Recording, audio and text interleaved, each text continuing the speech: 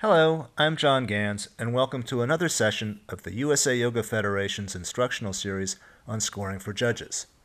Today we're going to have a look at stretching pose. The objective of stretching pose is, from a seated position with legs extended in front, to grab the big toes, pull the toes back, and extend the upper body forward, stretching the spine until the forehead touches the toes. Even though the objective is to touch the forehead of the toes, a person's anatomical proportions may be such that it simply isn't possible to do that.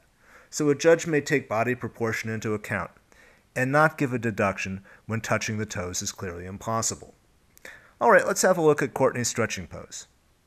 She grabs her toes with her first two fingers, pulls the toes back, extends her spine, lowers her upper body as she extends forward to try to touch the forehead to the toes. Very nice. Okay, let's have a closer look. She has a good grip on the toes, but her wrists are slightly bent, and that's a half-point deduction. She's pulling her toes back and has contracted her thighs and locked her knees so that her heels can come off the floor in the air. Bottom of the thighs flat on the floor. Well done. But the feet have to be flexed so that when the big toes are pulled back, all of the toes go back evenly. In other words, not just the insides of the feet being pulled back, but the whole foot.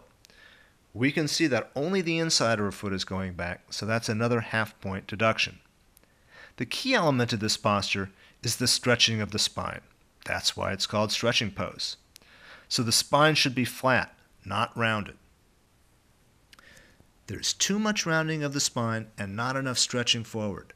The stretching needs to start all the way down at the lower spine, stretching forward out of the waist. And the judges need to be able to see the energy being applied to that stretch.